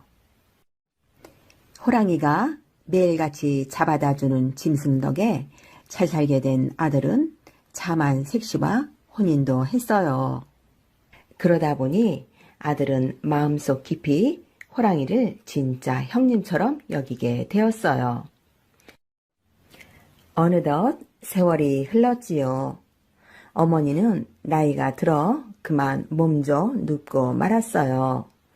아들이 온 정성을 기울였지만 어머니는 끝내 세상을 떠나고 말았어요. 아들이 엉엉 목 놓아오는데 뒷산 골짜기에서는 호랑이 형님이 엉 목 나오는 소리가 몇 날 며칠 이어졌어요. 어머니가 돌아가신 뒤 호랑이는 다시 나타나지 않았어요. 아들은 다시 부지런히 논일 들일을 하며 바삐 살았어요. 아, 형님은 잘 계실까? 보고 싶다. 아들은 남하러 갈 때면 호랑이 형님을 만날 수 있을까? 목을 길게 빼고는 이쪽 저쪽 둘러보곤 했지요. 어머니 제삿날이 다가왔어요. 아들은 술과 고기와 떡을 싸들고 참 오랜만에 어머니 무덤을 찾아갔지요. 그런데 무덤가에 호랑이 형님이 바싹 여인 채 힘없이 쓰러져 있는 게 아니겠어요? 아이고, 형님, 정신 차리세요.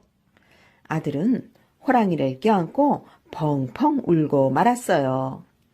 아우야, 너를 보고 눈을 감아 다행이다. 어머니 살아계실 적에 멀리서나마 뵐 때가 그립구나. 그때는 사냥을 해도 어머니께 드릴 거라 즐거웠단다. 호랑이는 결국 눈을 감고 말았어요. 아들은 친형님이 돌아가신 것처럼 울고 또 울었어요. 그리고 호랑이 형님을 어머니 무덤 옆에 나란히 묻어 주었지요. 꼬박꼬박 벌초를 하고 제사도 올려주며 죽을 때까지 호랑이 형님을 잊지 않았대요.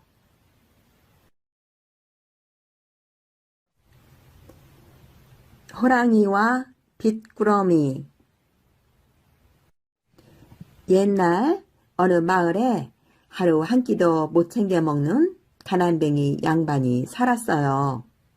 딸린 식구는 많지 농사지을 땅은 한 뼘도 없지. 빚만 하루하루 늘어날 뿐이었어요. 이웃에게 돈과 곡식을 하도 많이 꿔서 노상 빗구러미라는 비웃음을 사며 살았지요. 산더미같이 늘어난 빚은 갚을 길이 없는데 또다시 집안에 먹을 게 똑 떨어져 버렸지 뭐예요. 아이들은 배고프다고 앙앙 울고 아내는 빚이라도 좀 꾸어라며 등을 떠밀었어요. 가난뱅이는 하는 수 없이 가까운 친구 집에 갔어요. 안 돼. 이제 더는 못 꿔주네. 지금까지 꼴간 것도 안 갚았자는가. 가난뱅이는 힘없이 터덜터덜 되돌아오다가 그만 산속으로 발길을 획 돌렸어요. 그래, 이렇게 살아서 뭐해. 평생 빗구럭이란 손가락질 받으며 사느니 죽는 게 낫겠다. 가난뱅이는 산속에서 아무도 몰래 죽을 결심이었어요. 그런데 난데없이 큰 호랑이가 나타나 어깨가 축 처진 가난뱅이 앞을 턱 가로막는 거예요. 으아, 사람 살려! 어차피 죽을 생각이었지만 막상 호랑이를 맞닥뜨리자 가난뱅이는 저도 모르게 소리쳤지요. 그나저나 이젠 꼼짝없이 호랑이 밥으로 한 입에 꿀꺽 삼켜질 참이었어요. 그런데 이게 무슨 일일까요? 겁이 나서 벌벌 떠는 가난뱅이를 향해 호랑이는 어서 올라타라는 듯 제 등을 내밀었어요. 그래, 어차피 죽을 몸 뭐가 무섭겠어. 가난뱅이는 망설이지 않고 호랑이 등에 올라탔지요. 호랑이의 목덜미를 껴안고 납작 엎드리자 호랑이는 어디론가 번개같이 내달리기 시작했어요. 호랑이는 한참을 달려서 어느 굴 앞에 멈춰 섰어요. 굴 속에는 암호랑이 한 마리가 입을 쫙 벌린 채 몹시 아픈 듯 끙끙 앓고 있었지요. 가난뱅이는 가만히 암호랑이의 입안을 들여다봤어요. 반짝이는 굵은 금비녀가 암호랑이의 목구멍에 떡하니 박혀 있는 거예요. 참 이래도 죽고 저래도 죽을 노릇이었지요. 가난뱅이는 두 눈을 딱 감고 덜덜 떨면서 암호랑이 입 안에 팔을 쑥 집어넣어 비녀를 빼주었어요. 그러자 암호랑이는 구부린 목을 쭉 펴더니 금세 기운을 펄펄 차렸어요. 호랑이 부부는 가난뱅이에게 넙죽넙죽 절을 했어요. 암호랑이는 금비녀를 물어다가 가난뱅이 앞에 산뿐 놓았어요. 목숨을 살려준 은혜를 갚겠다는 뜻이었지요. 가난뱅이가 주춤거리며 금비녀를 잡자 호랑이는 아까처럼 가난뱅이를 등에 태웠어요. 호랑이는 쌩하니 가난뱅이를 마을에 데려다 주고는 또다시 꾸벅 절한 다음 냉큼 산으로 되돌아갔어요. 가난뱅이는 금비녀를 팔아 빚을 다 갚을 수 있었어요. 죽을 걸 살았으니 뭔 일이든 못할까? 열심히 살아야지. 가난뱅이는 그날 이후 죽기 살기로 열심히 일해서 잘 살게 되었답니다. 눈썹 뽑은 호랑이. 옛날 산자락 외딴집에 맘씨 착한 나무꾼 총각이 늙은 어머니를 모시고 살았어요. 총각은 말도 못하게 효자였지요.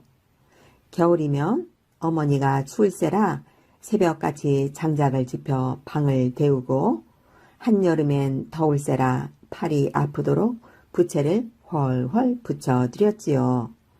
먹을거리가 떨어지면 풀뿌리라도 캐서 보글보글 죽을 쑤어 상을 차렸어요. 그리 잘 먹고 잘 입지는 못해도 아들이 정성껏 보살핀 덕에 어머니는 얼굴빛이 훤하셨어요. 어느 해 몹시 추운 겨울이었어요. 눈이 계속 내려 온 산이 하얗게 덮였어요. 매서운 칼바람이 문지방을 덜컹덜컹 흔들어대고 문 밖으로 한 발짝만 나서도 눈사람처럼 꽁꽁 얼어버릴 것 같았지요. 어머니는 찬바람을 잘못 쐰 탓인지 알 수 없는 병에 걸렸어요. 꼼짝 못하고 시름시름 알아누운 어머니는 펄펄 불덩이 같은 열에 시달렸어요. 급히 용한 의원을 모셔왔지만 딱하다는 듯이 그저 고개를 내저었지요. 에그, 자네 어머니 병은 호랑이 눈썹을 다려 먹어야만 낫는 병일세. 대체 무슨 수로 호랑이 눈썹을 구한단 말인가. 하지만 총각은 포기하지 않았어요. 내 목숨을 바쳐서라도 호랑이 눈썹을 구하겠어. 어머니 병은 반드시 낫게 해드릴 테야. 총각은 옷깃을 단단히 여미고 설피를 신었지요. 호랑이를 만나기 위해 점점 더 깊은 산골짜기로 들어갔어요. 엉, 엉. 어디선가 땅을 뒤흔들며 으르렁거리는 소리가 들려오는 거예요. 총각은 겁이 나서 무릎이 덜덜 떨렸지만 몸을 꼿꼿이 세우고 정신을 똑바로 차렸어요. 엉! 바로 가까이에서 요란한 소리가 들렸지요. 몸짓 커다란 호랑이 한 마리가 으르렁대며 두 눈으로 총각을 노려보고 있었어요. 총각은 넙죽 엎드려 절부터 하고는 반갑게 소리쳤지요. 호랑이님! 호랑이님 드디어 만나게 되었군요. 어라? 요놈 좀 보게. 호랑이는 기가 딱 찼지요. 어쩌다 만나는 사람들은 으르렁거리는 소리만 듣고도 걸음아 나살려라 청길만길 내빼기 바빴거든요. 언제나 그런 모습만 보다가 당돌하게 인사부터 하는 총각이 도리어 신기했지요. 총각은 간절하게 입을 열었어요. 호랑이님, 부탁이 있어서 찾아왔습니다. 호랑이는 눈을 끔뻑끔뻑 총각이 하는 말을 들어보기로 했지요. 우리 어머니께서 큰 병에 걸리셨는데 호랑이 눈썹을 다려 먹으면 나을 수 있답니다.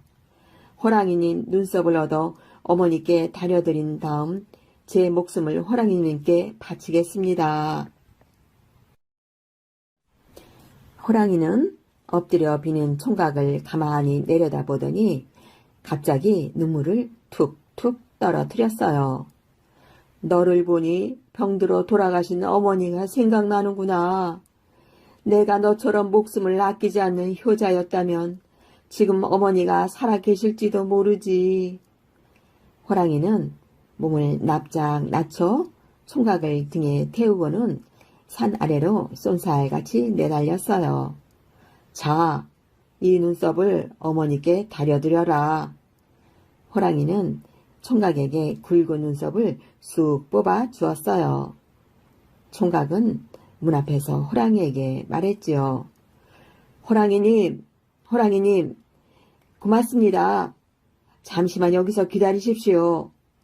어머니께 이 눈썹을 다려드리고 나올 테니 그때 저를 잡아먹으세요. 호랑이는 고개를 천천히 가로저었어요. 아니다, 아니다. 나는 사람인 댁에서 큰 걸 배웠다. 앞으로도 사람만은 잡아먹지는 않을 것이다. 그러니 어머니 모시고 잘 살도록 해라. 호랑이는 몸을 돌려 산속으로 휙 달려갔어요. 총각은 호랑이가 사라진 쪽을 향해 큰 절을 올렸어요. 어머니는 호랑이 눈썹을 다린 약을 먹고 씻은 듯이 병이 나았지요. 그 뒤로 총각은 어머니와 잘 살았고 눈썹 빠진 호랑이도 오래오래 잘 살았대요. 천하장사 막둥이. 옛날에 막둥이라는 총각이 살았어요. 막둥이는 어찌나 힘이 센지 커다란 나무도 쑥쑥 뽑아 올리고 집채만한 바위도 번쩍 들어 올렸어요. 이 고을 저 고을 다니며 힘을 겨루어 봐도 막둥이를 이기는 사람이 아무도 없었지요. 그러다 보니 막둥이는 제 힘만 믿고 건들건들 거리면서 멋대로 하고 다녔어요. 결국 친구들은 하나둘 막둥이 곁을 떠났고 사람들도 슬슬 눈치만 보며 막둥이를 피했지요. 어느 날 막둥이는 생각했어요. 힘자랑은 이만하고 고향으로 돌아갈까? 털레털레 고향으로 가는 길이었어요. 다리도 아프고 힘도 들어 둘레둘레 갸욱갸욱 쉴 곳을 찾았더니 너럭 바위가 눈에 띄더래요. 막둥이는 얼씨구나 좋다 하고 너럭 바위에 몸을 뉘었어요. 깜빡 잠이 들려고 할 때였어요. 갑자기 위쪽 등이 따끔따끔 하더니 아래쪽 등도 따끔따끔, 왼쪽 등도 따끔따끔, 오른쪽 등도 따끔따끔, 계속 등이 따끔거리는 거예요. 막둥이는 넓적한 손으로 등을 탁탁 쳐댔지요. 그래도 따끔따끔 간질간질 참을 수가 있어야지요. 에이, 이게 뭐야? 막둥이는 참다 못해 자리에서 벌떡 일어났어요. 그러고는 저고리를 훌러덩 벗어 사차치 훑어보았지요. 그랬더니 이게 웬일일까요? 조그맣고 새빨간 이란 놈이 발발발 기어가고 있는 거예요. 네, 이놈 잘 만났다. 감히 천하장사인 나를 물어? 막둥이는 화가 나서 이를 잡아서는 바위에 올려놓았어요. 그러고는 돌멩이를 집어 이를 향해 내리쳤지요. 이제 죽었겠지. 막둥이가 우쭐대며 좋아하고 있는데 웬걸 이놈의 이가 멀쩡하게 살아서 발발발 기어가고 있는 거예요. 엥? 아직도 안 죽었잖아. 막둥이는 약이 올라 얼굴이 벌게졌어요. 그래서 이번에는 아까보다 더 큰 바위 덩어리를 집어들어 이를 향해 내리쳤지요. 이제는 진짜 죽었겠지. 그러면서 돌 부스러기를 헤쳐보니 웬걸 죽었다고 생각했던 이란 놈이 아직도 살아서 발발발 기어가고 있는 거예요. 막둥이는 약이 바짝 올랐어요. 이놈, 이번에는 어림없다. 뜨거운 맛 좀 봐라. 막둥이는 식은 벌떡대며 지체만한 바위를 들어 올렸어요. 그러고는 젖먹던 힘까지 짜내어 이를 향해 내리쳤지요. 천둥 같은 소리가 쩌렁쩌렁 울리면서 바위가 산산이 부서지고 구름 같은 먼지가 뽀얗게 피어올랐어요. 이래도 안 죽었을라고. 막둥이는 헛기침을 하며 돌 부스러기를 헤쳐보았어요. 그랬더니 그놈의 이가 아직도 살아있네요. 발발발 기어가고 있는 거예요.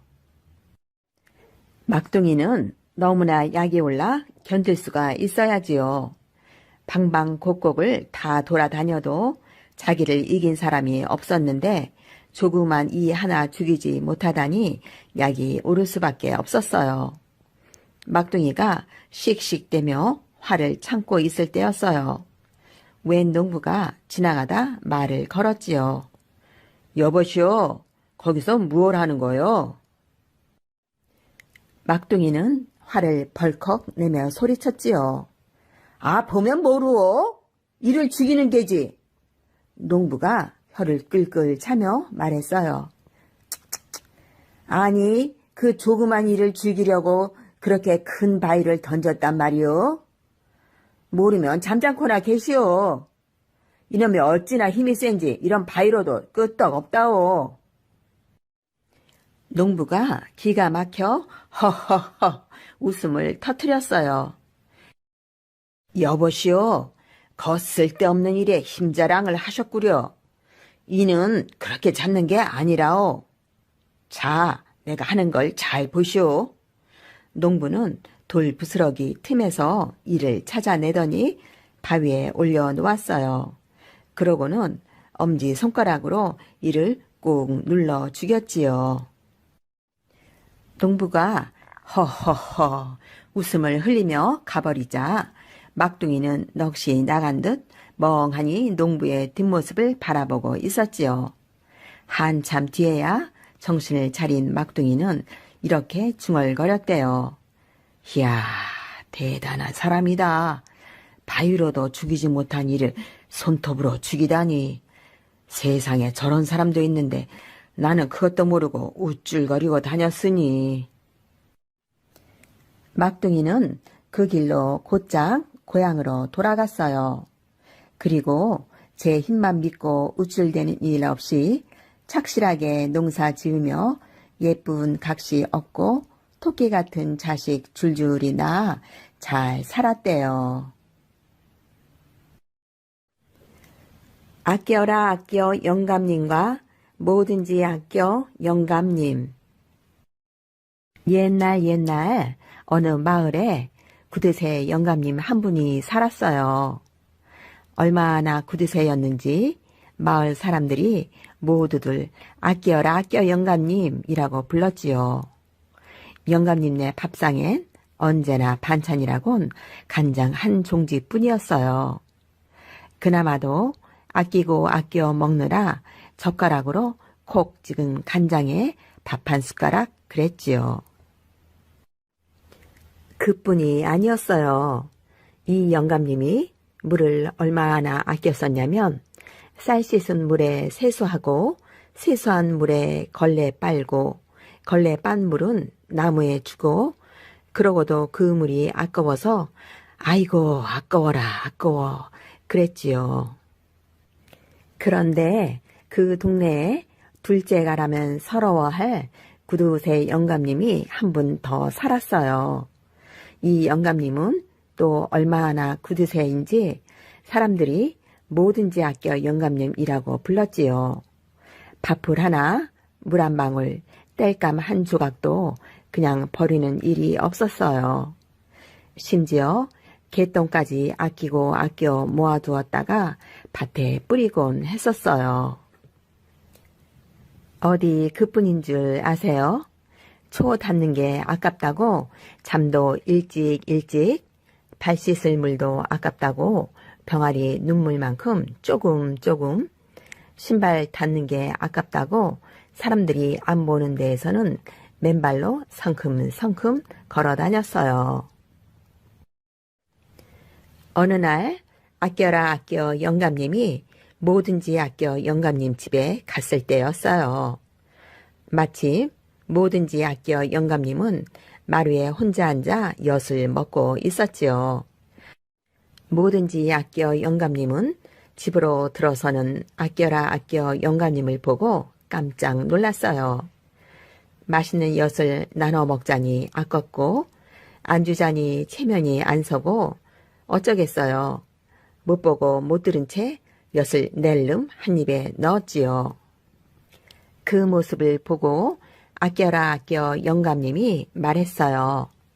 아니 그 큰 엿을 한 입에 다 넣다니 자네 입은 크기도 하네. 그래도 뭐든지 아껴 영감님은 못 보고 못 들은 채 우물우물 엿을 먹었어요. 아껴라 아껴 영감님은 그 곁에서 침막 꿀꺽꿀꺽 삼켰지요. 남의 입에 든 엿을 나눠 먹자고 하자니 더럽고 입도 다 못 담은 채 양보를 실룩이며 엿을 먹고 있는 뭐든지 아껴 영감을 보고 있자니 자꾸만 화가 나는 거예요.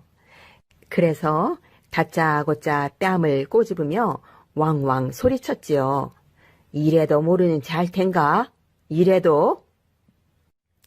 다음날 뭐든지 아껴 영감님이 아껴라 아껴 영감님네로 놀러 갔어요. 여보게 장기나 한 판 두세.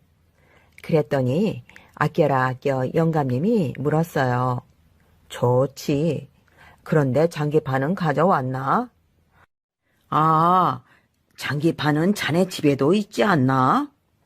그 소리에 아껴라 아껴 영감님이 펄쩍 뛰었어요. 무슨 소린가? 그럼 우리 집 장기파만 다를 게 아닌가? 뭐든지 아껴 영감님은 기가 막혔지요. 좋네. 그럼 자네 장기판 반쪽 가지고 우리 집으로 가세. 아니, 그건 왜? 왜는 왜? 집에 갔다 오려면 내 신발만 다를 게 아닌가? 그러니 우리 집으로 가세. 아껴라 아껴 영감님도 질세라 소리쳤지요. 좋아. 자네 집까지 가려면 내 신발도 다를 테니 중간에서 만나세. 그래서 그날 두 구두쇠 영감님은 결국 길거리에 앉아 장기를 두고 말았지요. 다음날 개구리가 개골개골 울어대는 논둑길에서 아껴라 아껴 영감님네 아들하고 뭐든지 아껴 영감님네 아들이 마주쳤어요. 아, 여보게 잘 만났네. 그렇지 않아도 자네 집으로 망치를 빌리러 가던 참인데. 아, 이런 나도 자네 집으로 망치를 빌리러 가던 참인데. 그래서 두 아들들은 망치를 빌리러 가다 털레털레 빈손으로 집으로 돌아왔어요.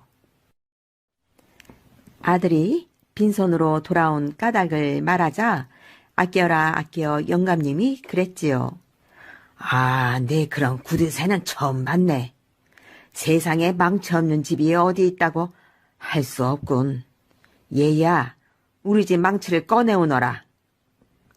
뭐든지 아껴 영감님도 아들이 빈손으로 돌아오자 그랬어요. 나보다 더한 구두쇠 같으니라고 할 수 없지. 얘야, 우리 집 망치 가지고 오너라. 매미가 맴맴 쉴 새 없이 울어대는 더운 여름날이었어요. 마을 정자에서 아껴라 아껴 영감님과 뭐든지 아껴 영감님이 만났어요. 아, 덥다. 아껴라 아껴 영감님은 부채를 반만 펴고 부채질을 했어요. 거 부채질을 하려면 쫙 펴고 시원하게 하게. 나도 남는 바람 좀 얻어 쐬게. 그랬더니 아껴라 아껴 영감님이 말했어요. 무슨 소리? 이렇게 아껴 써야 오래 쓰지. 그러자 뭐든지 아껴 영감님이 부채를 쫙 펴더니 고개를 오른쪽 왼쪽으로 계속 돌리는 거예요. 아껴라 아껴 영감님은 어이가 없었지요. 자네 지금 뭐 하는 겐가? 고개 아프게. 그랬더니 뭐든지 아껴 영감님이 말했어요. 이렇게 부채질을 하면 이 부채를 아들 손자까지 쓸 수가 있다네. 고개 아픈 것 좀 참으면 되지만 부채를 또 사려면 얼마나 아깝겠나.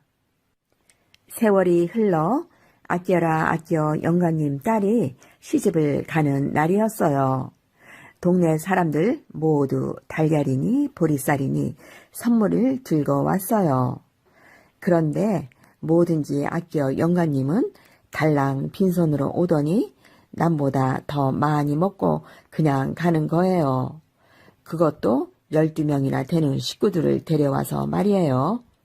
아껴라 아껴 영감님은 무척 화가 났지만 딸이 시집 가는 날이라 꾹 눌러 참았지요. 다음 날 아껴라 아껴 영감님은 뭐든지 아껴 영감님네로 뛰어갔어요. 아니, 그런 법이 어디 있나? 남의 잔치에 달랑 빈손으로 와서 먹고만 가다니. 그랬더니 뭐든지 아껴 영감님이 말했어요. 마음속으로 자네 딸 잘 살라고 수도 없이 빌었네. 그보다 더 큰 선물이 어디 있나. 아껴라 아껴 영감님은 할 말이 없었지요. 그때 아껴라 아껴 영감님 눈에 구멍 뚫린 문을 막아놓은 청첩장이 보였어요. 그럼 나도 청첩장을 마음으로만 보낸 것이라고 하고 이것은 다시 떼어 가겠네. 그러고는 청첩장을 떼어 집으로 오려는데 뭐든지 아껴 영감님이 뒤따라오며 소리쳤어요. 여보게, 가져가려거든 청첩장이나 가져가지. 그 뒤에 붙은 내 밥풀은 왜 가져가나? 그 뒤로도 두 영감님은 아웅다웅 다투며 변함없는 구두쇠로 오래오래 잘 살았대요.